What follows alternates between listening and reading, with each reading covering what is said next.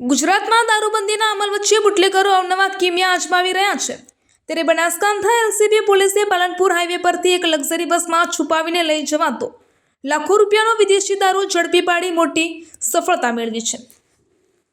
મળતી વિગતો અનુસાર રાજસ્થાનથી અમદાવાદ તરફ જઈ રહેલી સોની ટ્રાવેલ્સની લક્ઝરી બસમાં દારૂની હેરાફેરી થઈ રહી હોવાની ચોક્કસ બાતમી બનાસકાંઠા એલસીબી પોલીસને મળી હતી।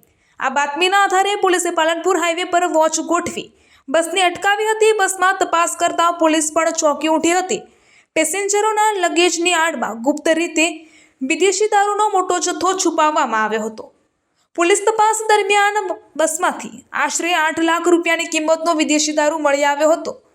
પોલીસે દારૂના જથ્થા સહિત 20 લાખથી કિંમતની લક્ઝરી બસ મળી કુલ 28 લાખથી વધુનો મુદ્દામાલ કબજે કર્યો છે।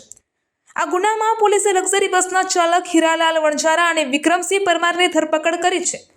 આ દારૂ ક્યાંથી લાવવામાં આવ્યો હતો અને અમદાવાદમાં કોને પહોંચાડવાનો હતો તે દિશામાં પોલીસે વધુ તપાસ હાથ ધરી છે। Bureau report R G news network Banaskantha. Rajasthan અને ગુજરાતના સૌથી ઝડપી સમાચાર જોવા માટે અમારી ચેનલને ફોલો કરો।